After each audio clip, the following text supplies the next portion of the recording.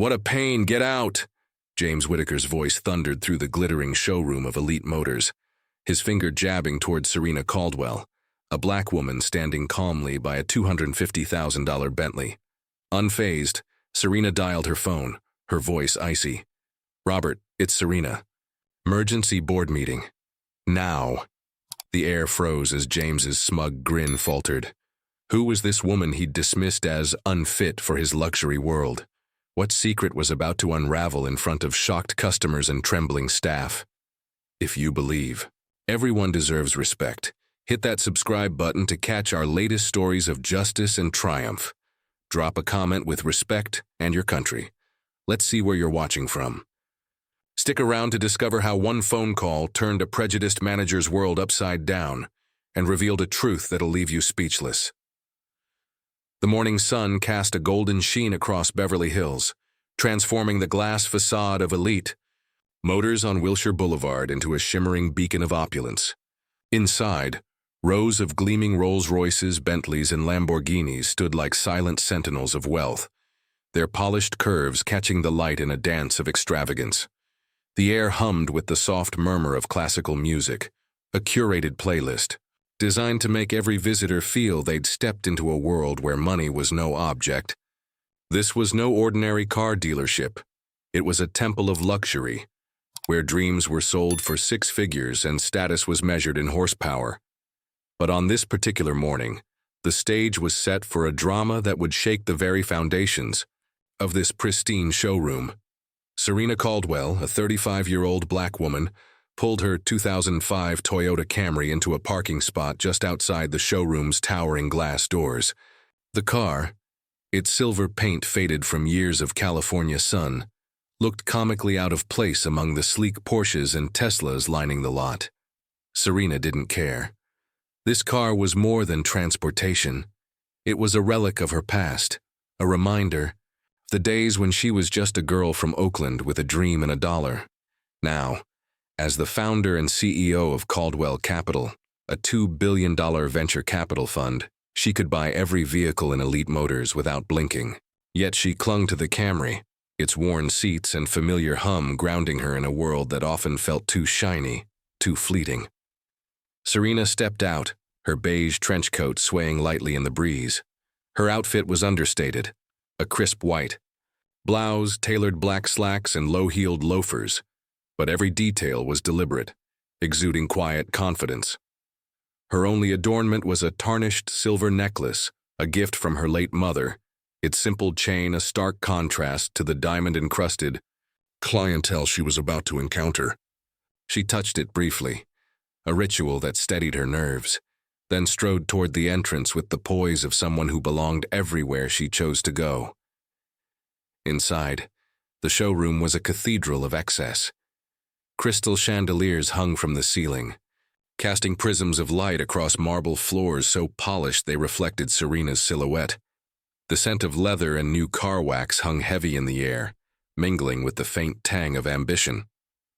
Sales associates in tailored suits glided between displays, their smiles practiced and their eyes sharp, always scanning for the next big sale. Serena's arrival, however, went unnoticed, at least at first. She was here on a mission, one that went beyond browsing luxury cars. Caldwell Capital owned 60% of Elite Motors, and Serena had a habit of making unannounced visits to her investments. She wasn't here to buy. She was here to observe, to ensure the showroom lived up to the values she'd instilled in every business she touched. Her eyes scanned the room, noting every detail: a slightly smudged glass panel on a Ferrari display, a sales associate's tie knotted just a fraction too loosely. These imperfections, small as they were, mattered to Serena. She'd built her empire on precision, on the belief that excellence was in the details. As she moved deeper into the showroom, her gaze settled on the centerpiece, a Bentley Continental GT, its midnight blue paint gleaming under strategically placed spotlights. Priced at $250,000, it was a masterpiece of engineering, a car that promised not just speed but status. Serena paused, her fingers brushing the air just above its hood, as if tracing the dreams it represented. That's when She felt it, the weight of a stare. James Whitaker, a 35-year-old sales manager with a jawline sharp enough to cut glass and a suit that cost more than most people's monthly rent, was watching her from across the room. His eyes, cold and calculating, sized her up in an instant. The trench coat, the lack of a designer handbag, the absence of flashy jewelry. To James, Serena was an anomaly, a glitch in the carefully curated world of elite motors. He leaned toward Lila Nguyen, a 24-year-old rookie sales associate standing nervously nearby, and muttered under his breath, "Another window shopper. Probably lost on her way to a used car lot. I'll handle this." James straightened his tie, plastered on a smile that didn't reach his eyes, and sauntered over. "Good morning, ma'am," he said, his voice dripping with false warmth. "I'm afraid you might be in the wrong place. The Toyota dealership is a few blocks down. I'd be happy to give you directions." The words were polite, but the condescension was unmistakable, a velvet glove hiding a steel fist. Serena's lips curved into a faint smile, the kind that hinted at secrets James couldn't begin to guess.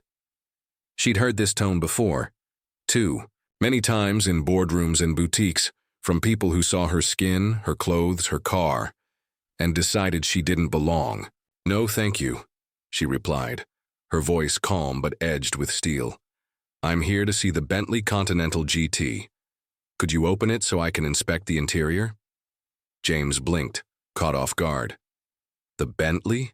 This woman, with her beat-up BG Camry parked outside, wanted to see a $250,000 car.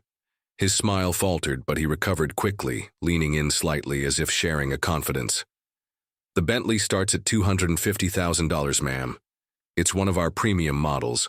Perhaps you'd be more comfortable looking at something more affordable? We have some excellent pre-owned options in the back." The air between them crackled with tension. Serena's eyes locked onto his, unyielding, her gaze a silent challenge. She knew exactly what he was doing, steering her away from the serious cars, relegating her to the bargain bin based on nothing but his own biases.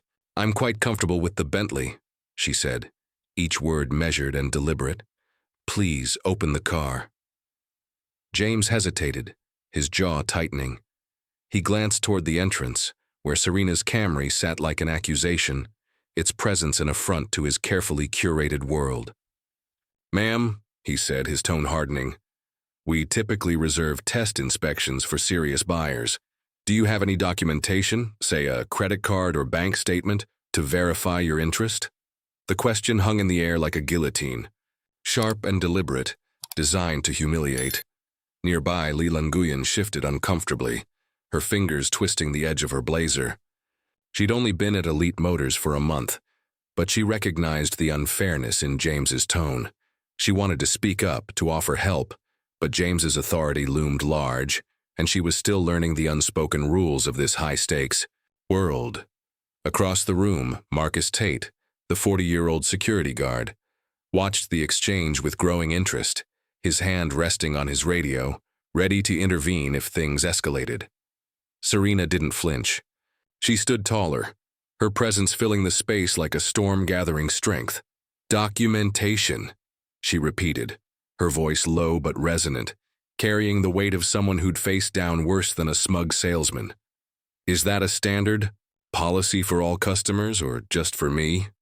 The question was a dagger slicing through James's facade.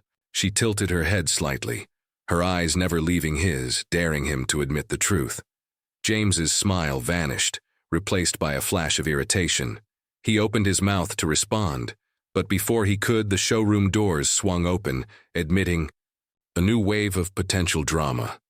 The stage was set, the players in place, and Serena Caldwell was ready to show Elite Motors exactly who they were dealing with. The air in Elite Motors thickened, charged with the unspoken challenge hanging between Serena Caldwell and James Whitaker. Serena's question, "Is that a standard policy for all customers or just for me?" lingered like a storm cloud, its weight pressing down on the polished marble floor of the showroom. Her eyes, sharp and unyielding, pinned James in place, stripping away his carefully crafted veneer of professionalism. For a moment, the soft, Strains of Vivaldi from the overhead speakers seemed to falter, as if the music itself sensed the brewing confrontation.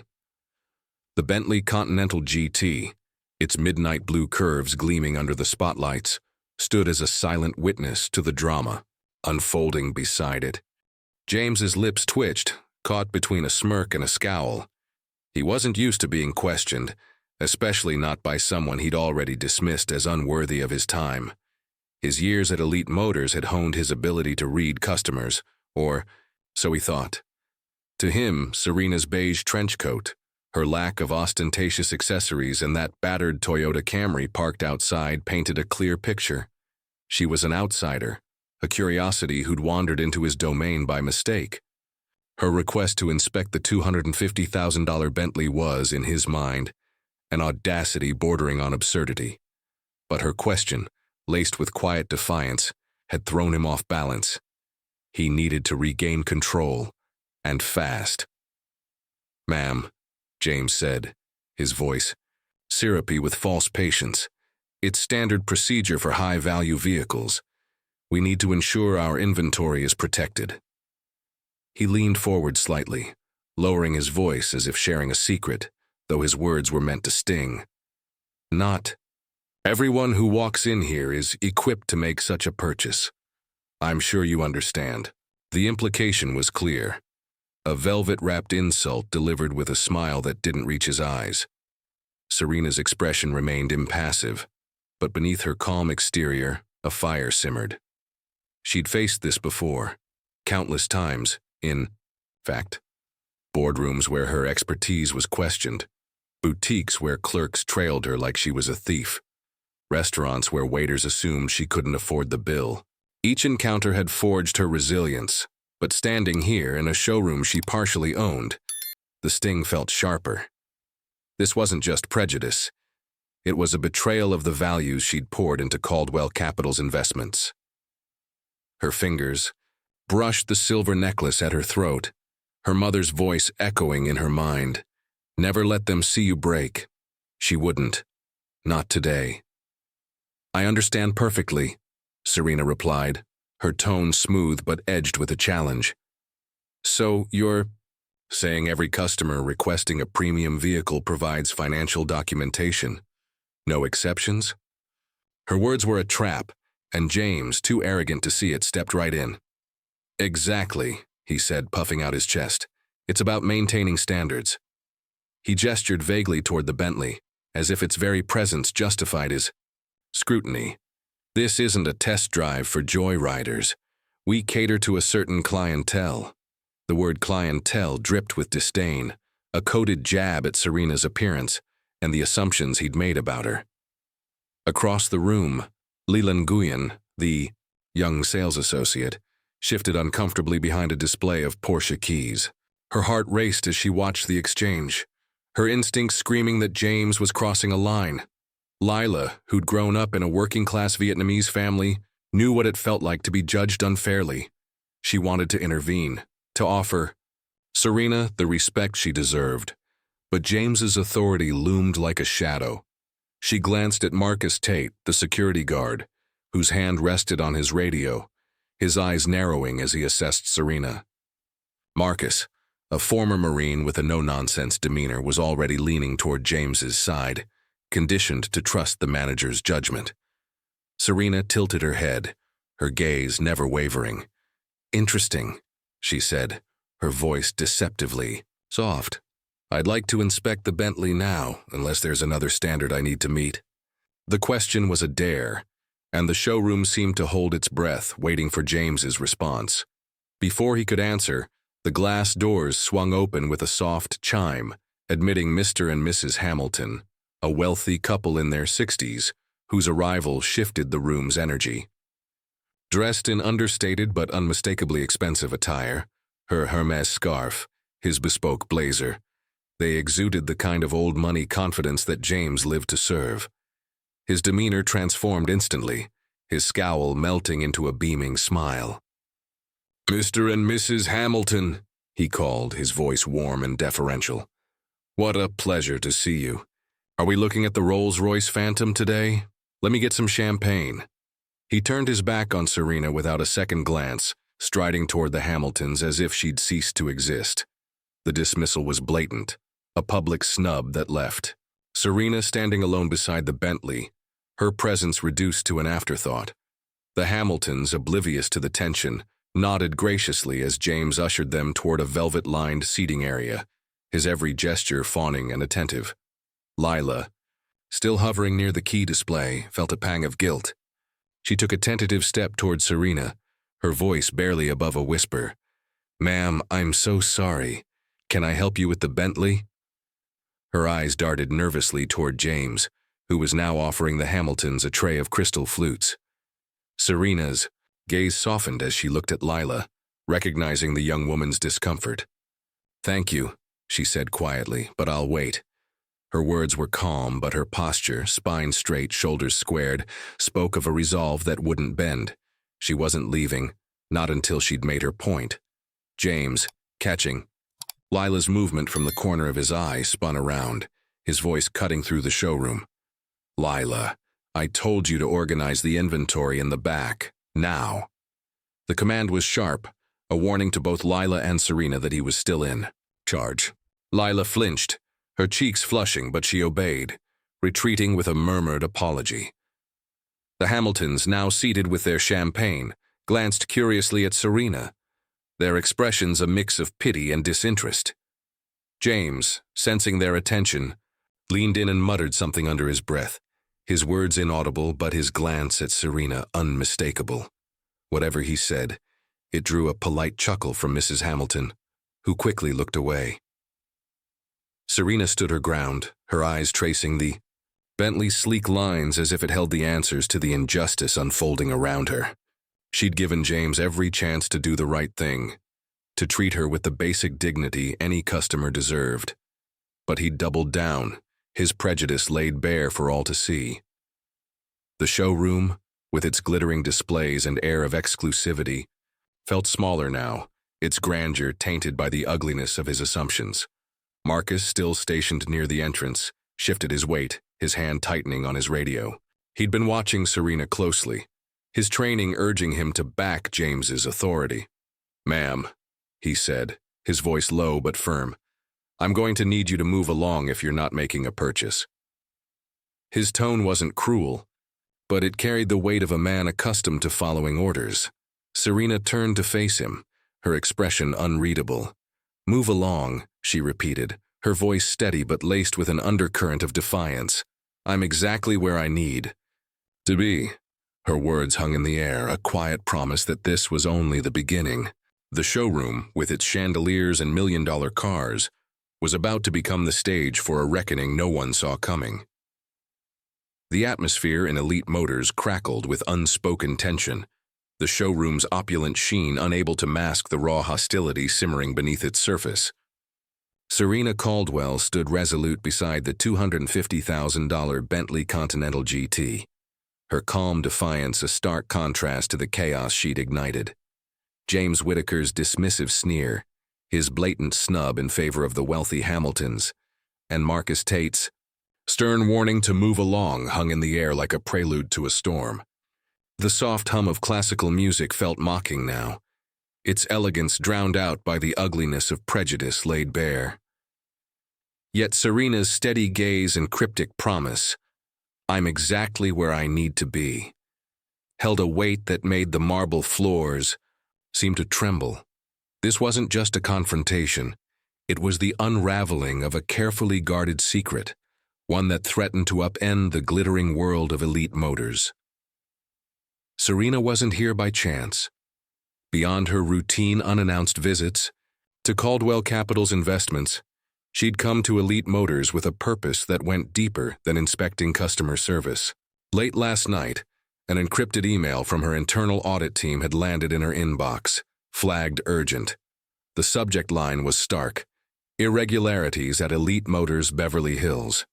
The report detailed suspicious transactions, several high-end vehicles, including a Rolls-Royce and a Lamborghini, sold at inexplicably low prices to a select group of VIP clients. The losses totaled millions, siphoning profits from the dealership and, by extension, Caldwell Capital's 60% stake. The audit pointed to one name, James Whitaker, the sales manager whose charm masked a pattern of questionable deals. Serena had come to observe him in action, to confirm her suspicions before taking action. But James's overt discrimination had added a personal edge to her mission, turning her quiet investigation into a public reckoning. Her fingers brushed the silver necklace at her throat, a touchstone that anchored her amidst the rising tide of anger. She'd built Caldwell Capital on integrity, on the belief that every dollar earned should reflect honest work. The idea that James was undermining her empire, while judging her as unworthy of his showroom, lit a fire in her chest. But Serena was no stranger to discipline. She wouldn't let emotion cloud her strategy. She needed evidence, and she needed it now. James, oblivious to the storm brewing, continued fawning over Mr. and Mrs. Hamilton, his laughter ringing hollow as he gestured toward a Rolls-Royce Phantom. "This beauty is perfect for your anniversary," he said, offering them another flute of champagne. The Hamiltons, cocooned in their privilege, nodded absently, unaware of the drama unfolding mere feet away. James's glance flicked toward Serena, a smirk tugging at his lips as he registered her solitude. To him, she was a nuisance, a fleeting irritation he'd already dismissed. He had no idea she held the power to dismantle his world. Leela Nguyen, the young sales associate, hovered near a display of key fobs, her heart pounding. James's harsh rebuke still stung, but Serena's quiet strength had left an impression. Lila's upbringing in a tight-knit Vietnamese community had taught her to respect everyone, regardless of appearance. Watching Serena stand tall against James's condescension stirred something in her, a mix of admiration and guilt. She wanted to help, but fear of James's wrath kept her rooted. Her eyes darted to Marcus Tate, the security guard whose stern posture had softened slightly. Marcus's gaze lingered on Serena, a flicker of doubt crossing his weathered face. His Marine training urged loyalty to authority, but something about Serena's composure, her refusal to shrink, gnawed at him. Serena, sensing the room's shifting dynamics, decided to press her advantage. She stepped closer to the Bentley, her voice cutting through the showroom's artificial calm. "Mr. Whitaker," she called, her tone polite but commanding. "I'm still waiting to inspect the Bentley. Or is there another reason you're avoiding my request?" The words were a gauntlet, thrown down in front of customers and staff alike. Heads turned, the Hamiltons pausing mid-sip to glance at the scene. James froze, his champagne tray clattering slightly as he set it down. His face flushed, a mix of irritation and embarrassment. "Ma'am," he said, striding back toward her, "I've already explained our policy. We need verification for premium vehicles. If you can't provide it, I suggest you browse elsewhere." His voice was louder now, meant to assert dominance, to shame Serena into leaving. He gestured toward the exit, his hand slicing the air. "The pre-owned section might suit you better." The showroom fell silent, the weight of his words sinking in. A few customers browsing a nearby Lamborghini exchanged whispers, their phones already out, sensing a story worth capturing. Lila's breath caught, her hands clenching into fists. She took a step forward, then stopped, paralyzed by the risk of defying James. Marcus shifted his weight, his radio crackling faintly, his eyes flicking between Serena and James. The tension was palpable, a tightrope stretched to its breaking point. Serena's smile was razor-sharp, a weapon honed by years of navigating prejudice. "The pre-owned section?" she repeated, her voice low but resonant, carrying to every corner of the room. "You seem very certain about what suits me. Tell me, is this how you treat all your customers, or am I a special case?" Her question was a mirror, forcing James to confront his own biases. The Hamiltons, now openly staring, shifted uncomfortably, their champagne forgotten. James's jaw tightened, his confidence wavering. He wasn't used to being challenged, especially not in his own domain. "Look," he snapped, dropping all pretense of civility. "We have standards here. Not everyone belongs in a place like this. If you're serious, show me proof of funds, otherwise you're wasting my time." His words were a slap, raw and unfiltered, exposing the prejudice he'd barely bothered to conceal. Lila gasped softly, her hand covering her mouth. She glanced at her phone, where she'd pulled up Elite Motors' internal directory, her thumb hovering over a name she vaguely recognized, Serena Caldwell, listed as a major stakeholder. Her heart raced. Could this woman be that Serena? She wanted to warn James, but his glare kept her silent. Serena's eyes narrowed, but her composure held. She reached into her coat pocket, not for proof of funds, but for her phone. "Wasting your time?" she said, her voice deadly calm. "Let's see who's wasting whose time." Her fingers moved with deliberate precision, dialing a number she knew by heart. As the line connected, she locked eyes with James, her gaze a promise of consequences he couldn't yet fathom. Marcus, sensing a shift, stepped closer, his hand still on his radio but his posture less certain. "Ma'am," he said, his tone softer now, "maybe we can sort this out quietly." But Serena shook her head, her focus unwavering. "No, Marcus," she said, her voice carrying the authority of someone used to being obeyed. "This needs to be sorted out right here, right now." James laughed, a brittle, nervous sound. "Sort what out? You're causing a scene. Marcus, escort her out." He waved a hand dismissively, as if Serena were a fly to be swatted. But Marcus hesitated, his instincts warring with his orders.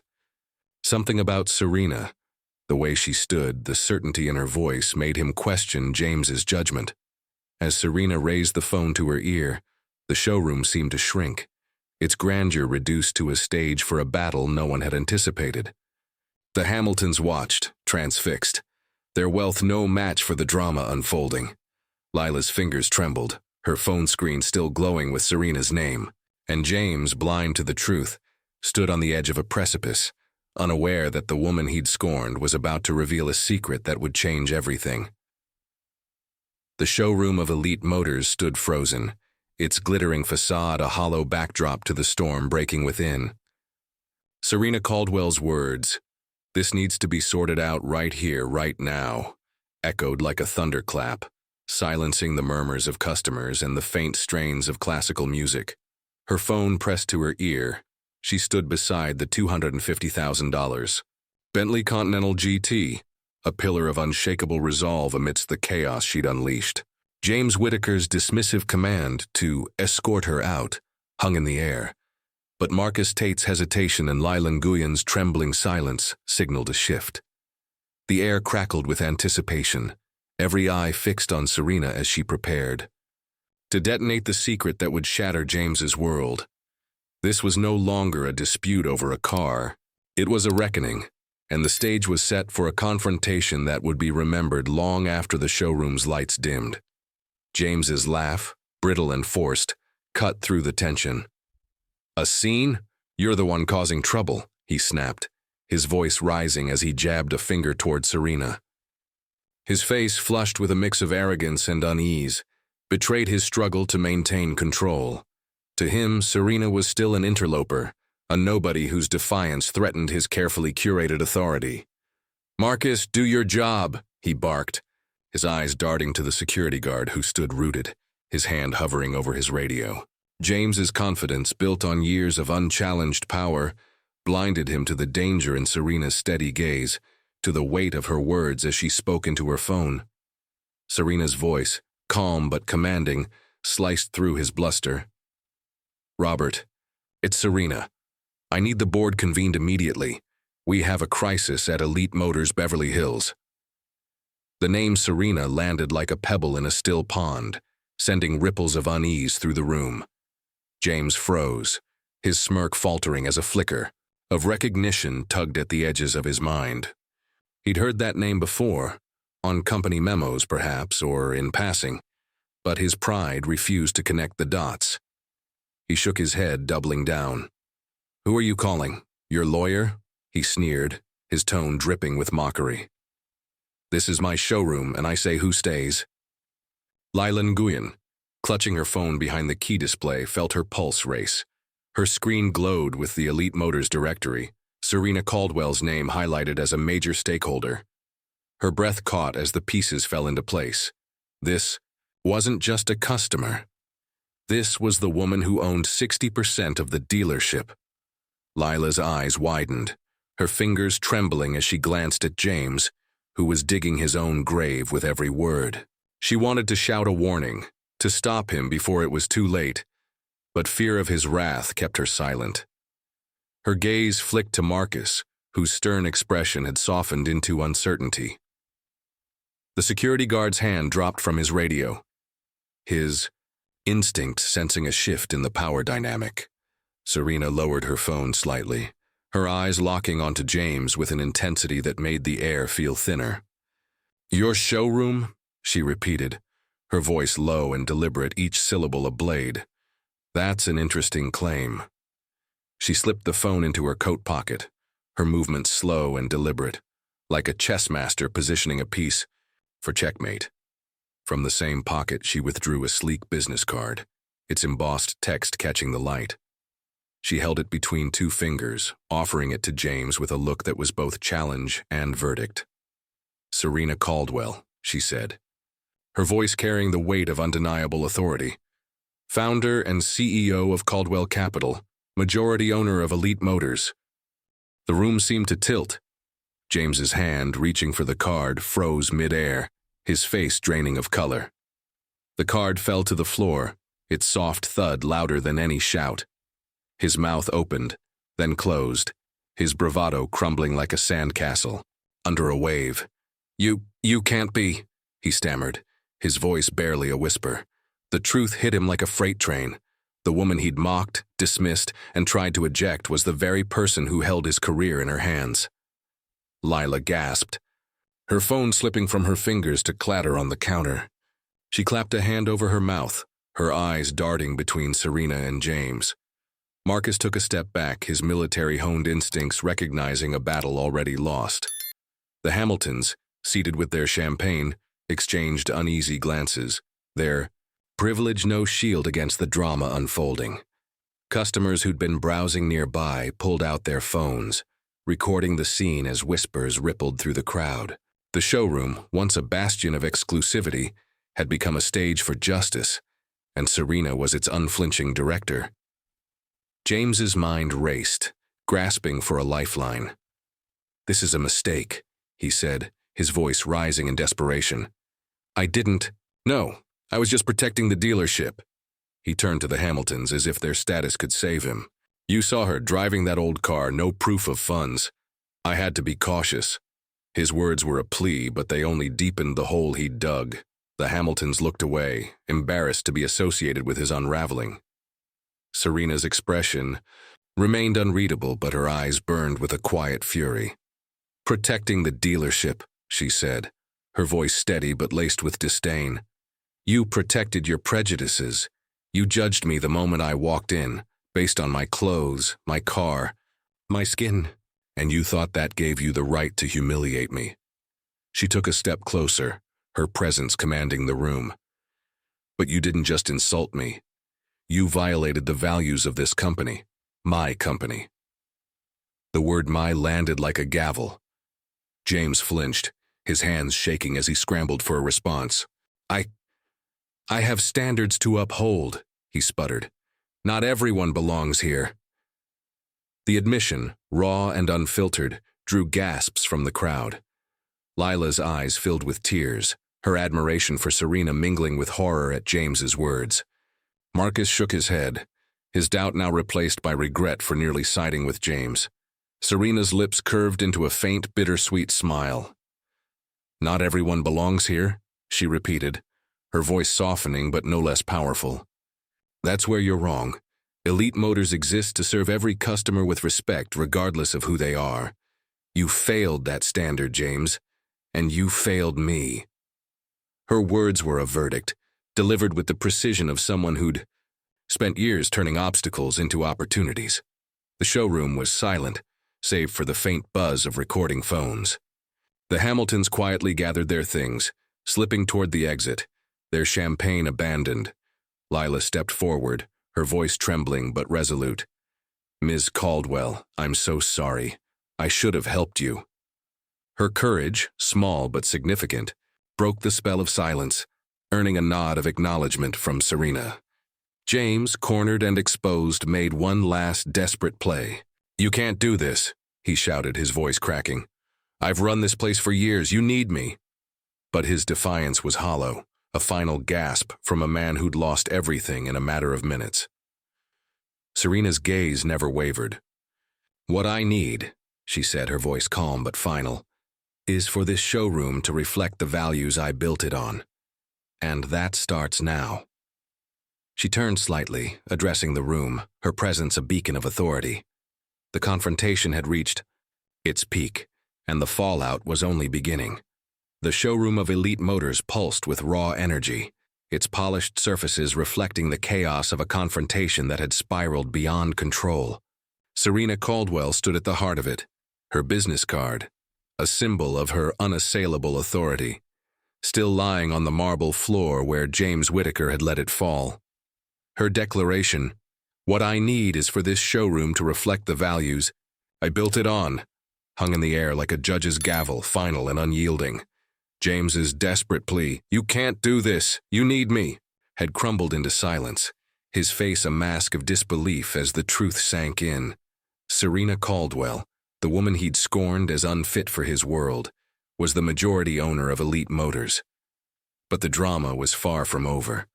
A rebellion was brewing, not from Serena, but from the very people James had commanded, and it would be the final nail in his coffin. James's eyes darted wildly, searching for an escape from the nightmare unfolding.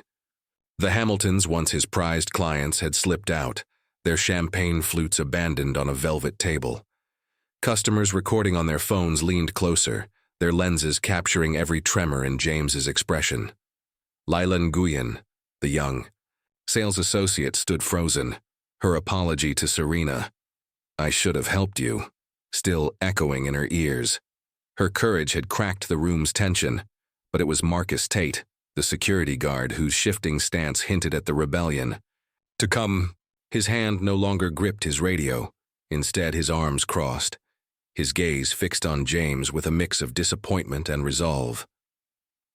Serena's presence commanded the room, her trench coat and silver necklace a stark contrast to the ostentatious wealth around her. She hadn't raised her voice, hadn't needed to.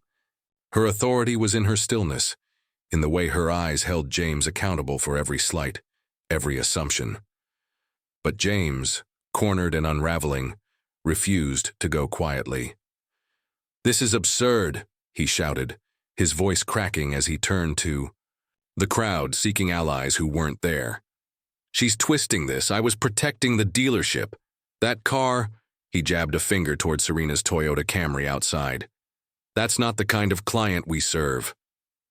His words, meant to justify, only exposed his prejudice further, drawing murmurs of disapproval from the onlookers. Lila, her fear giving way to indignation, couldn't stay silent any longer. She stepped forward, her petite frame trembling but her voice steady. "James, stop," she said, her words cutting through the showroom like a blade. "You were wrong from the start. You judged her before she even spoke. That's not protecting the dealership. It's discrimination." Her outburst stunned the room. Lila, the rookie who'd barely spoken in staff meetings, was defying the man who'd ruled Elite Motors with an iron fist.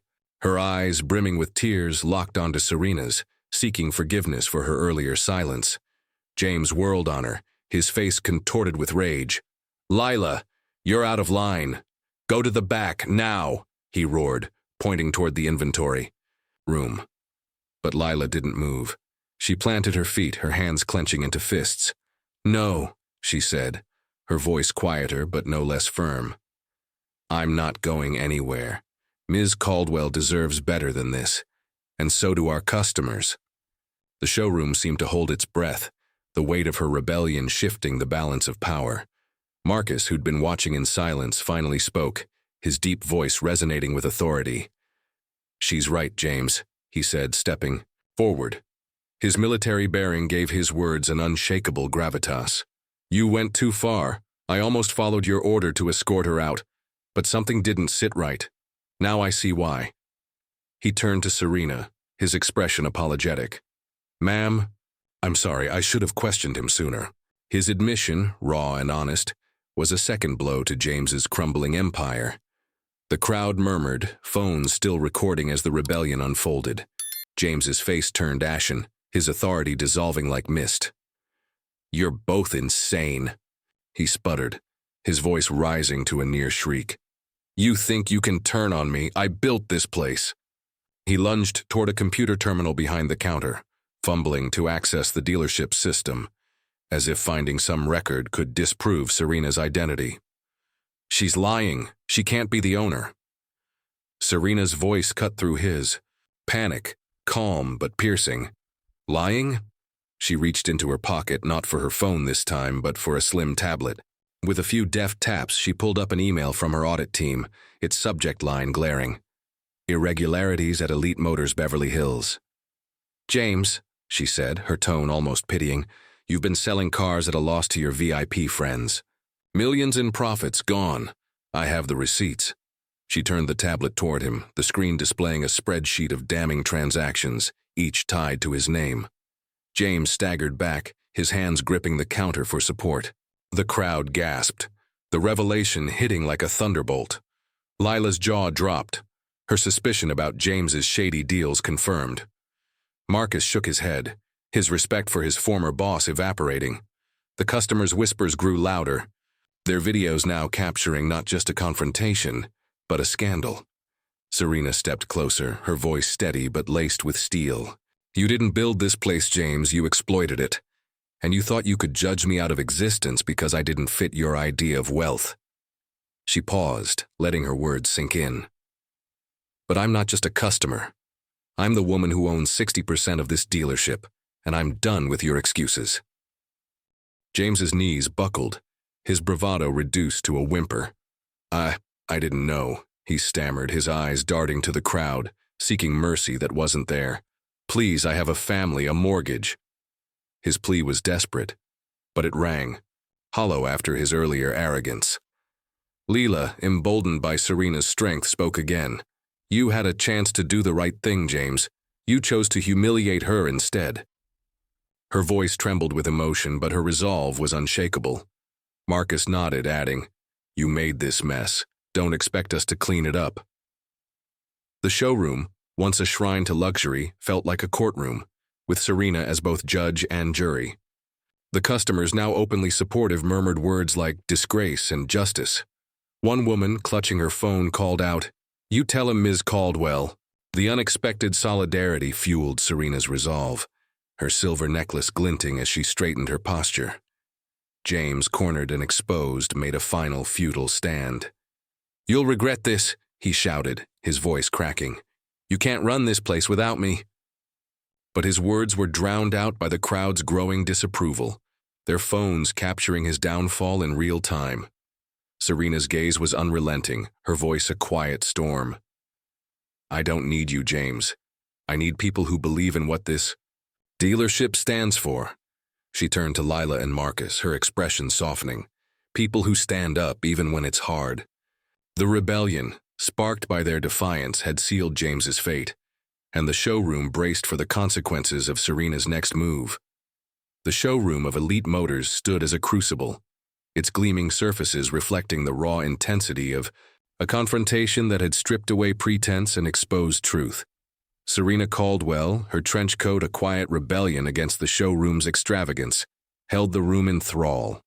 Her words, "I don't need you, James. I need people who believe in what this dealership stands for," had landed like a verdict, silencing James Whitaker's desperate cries. His downfall, fueled by Lila Nguyen's courageous defiance and Marcus Tate's resolute stand, was complete, yet the air thrummed with anticipation. The crowd, their phones still recording, leaned forward, sensing that Serena's justice was about to reshape the very soul of Elite Motors. This was no longer a personal battle. It was a restoration of values, and Serena was its unwavering architect. James slumped against the counter, his once impeccable suit now creased, his face a portrait of defeat. "You'll regret this," he'd shouted, but the words had dissolved into the crowd's murmurs of disapproval, their voices a chorus of judgment. His eyes, wild with panic, darted to Lila and Marcus, who stood firm, their rebellion a mirror to his failure. The business card Serena had dropped, Serena Caldwell, founder and CEO, Caldwell Capital, lay on the marble floor, a silent testament to his catastrophic misjudgment. The woman he'd dismissed as unfit for his world owned 60% of it, and her authority was absolute. Serena's gaze swept the room, her silver necklace catching the light as she addressed the crowd with a voice that was both calm and commanding. Elite Motors was built to serve every customer with respect, regardless of who they are or what they drive, she said, her words resonating with the weight of her life's work. Today, that promise was broken, but it ends now. Her eyes locked onto James, her expression a blend of resolve and disappointment. James Whitaker, you've violated the core values of this company, my company. You're terminated, effective immediately. Clear your desk and leave. The pronouncement was a thunderbolt, final and unyielding. James's knees buckled, his hands gripping the counter as if it could anchor him to a reality that was slipping away.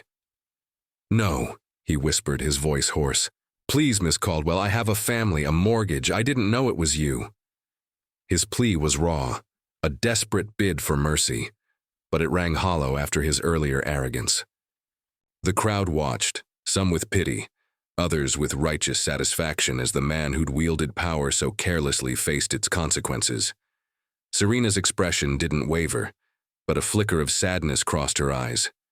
Not for James, but for the betrayal of the principles she'd fought to uphold. You didn't need to know who I was, she said, her voice steady but piercing. You should have treated me and every customer with the respect they deserve. Instead, you chose prejudice. You chose to humiliate me because of my appearance, my skin, and you thought you could get away with it. She paused, letting the weight of her words settle. You were wrong. James's face crumpled, tears welling as he stammered.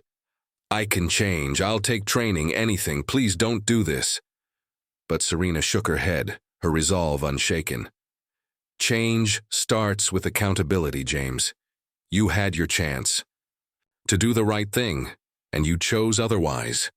The cameras, she gestured to the crowd's phones, captured everything. There's no undoing what you've done.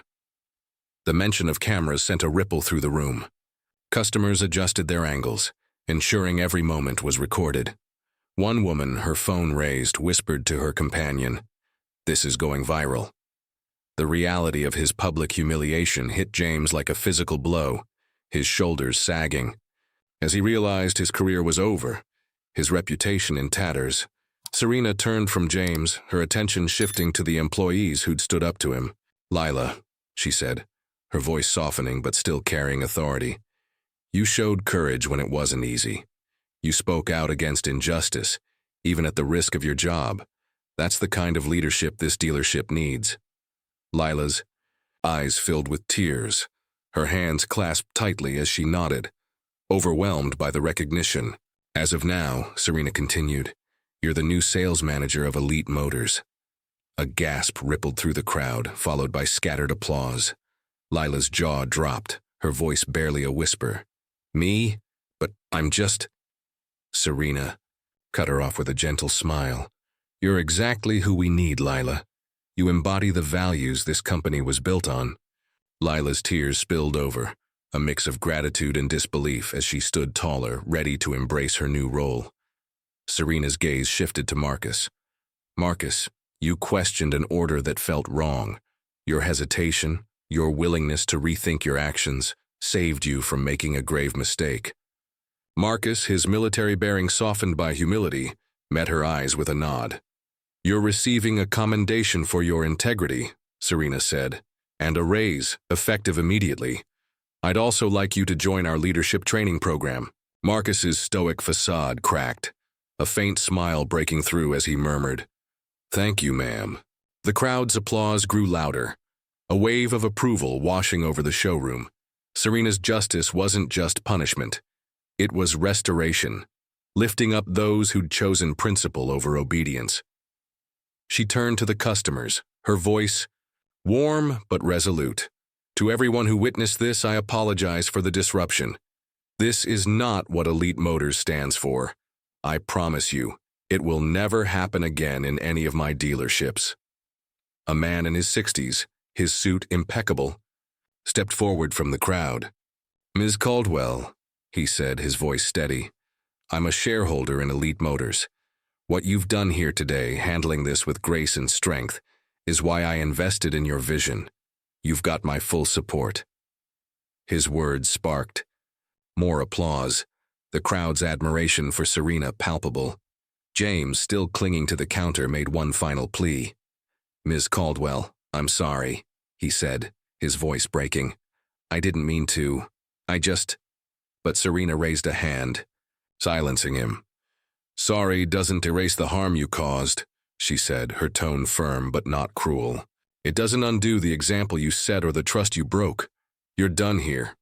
With that, she nodded to Marcus, who stepped forward, his presence a quiet command. "I'll escort you out, James," he said, his voice professional but final.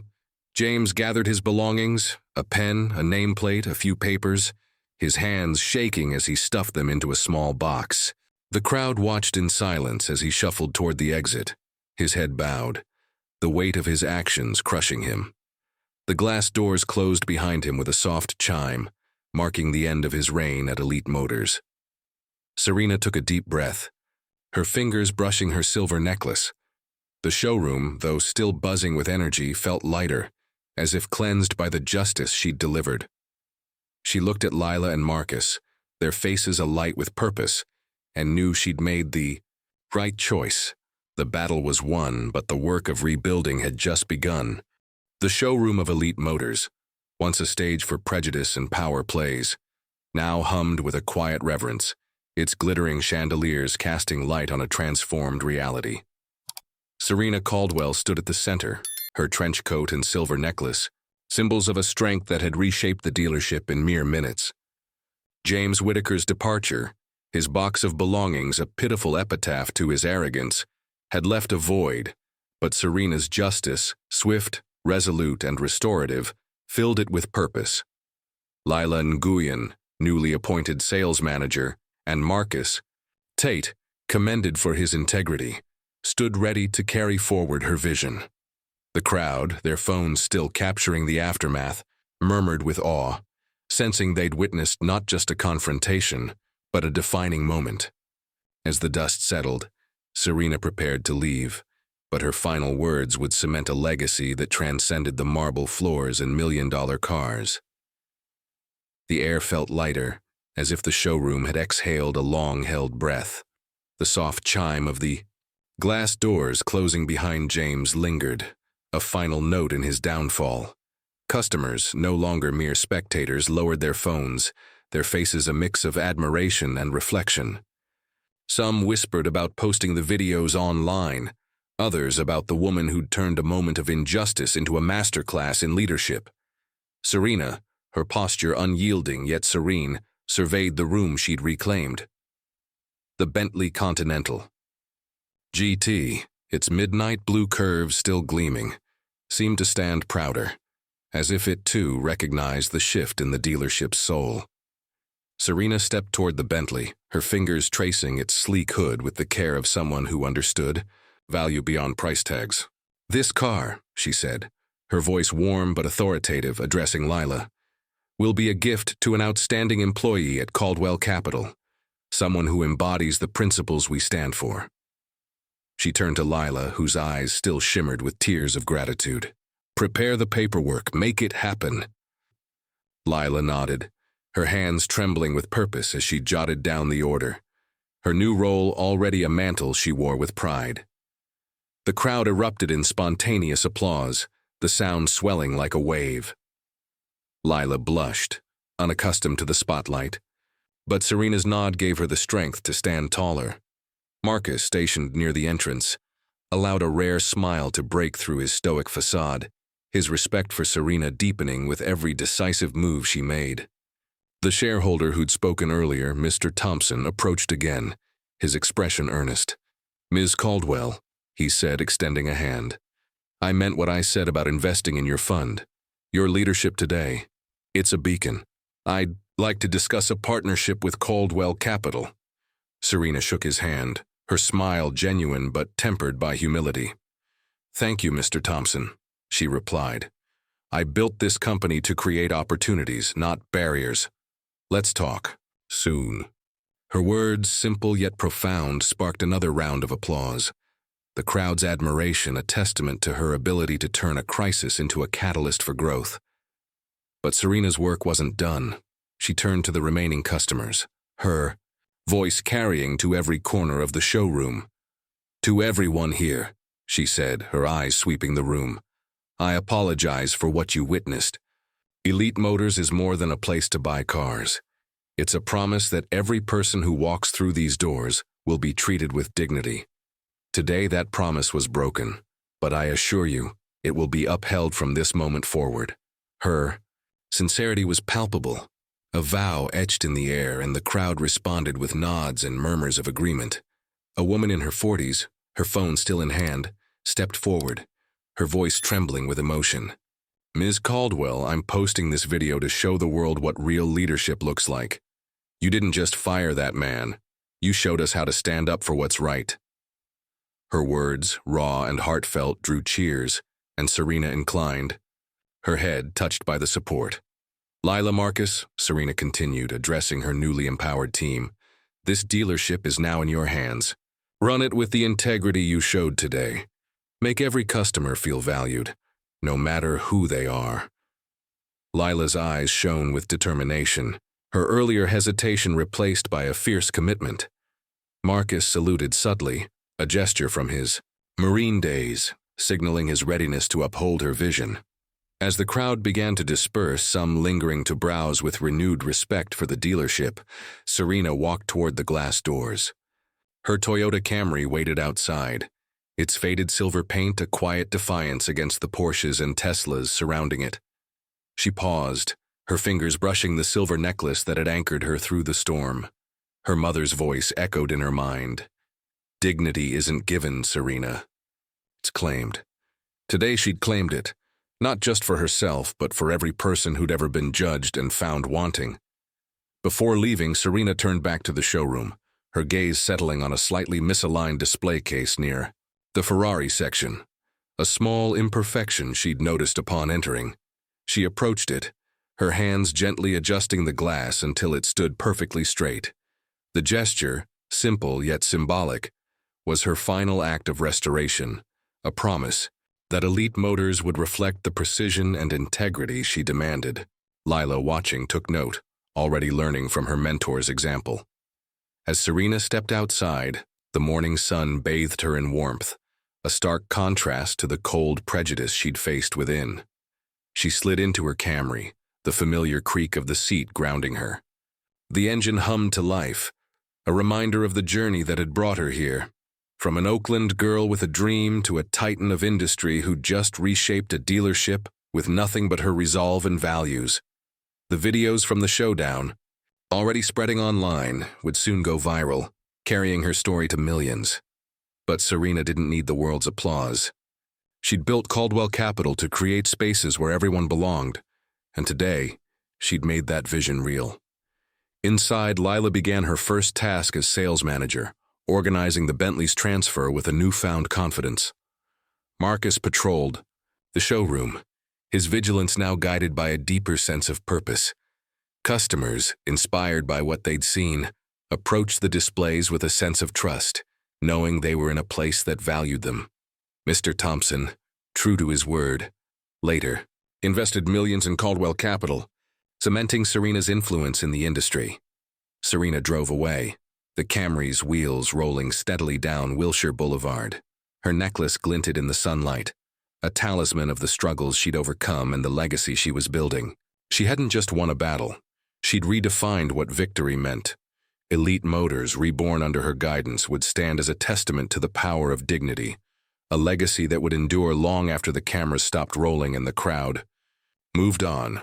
What would you have done in Serena's shoes? Faced prejudice with grace or let anger take the wheel? Share your thoughts in the comments below, and let us know where you're watching from.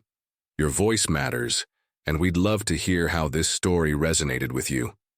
Thank you for joining us on this journey of justice and dignity. It's your support that keeps these stories alive. Don't forget to subscribe and hit the bell for more tales of triumph that inspire and uplift.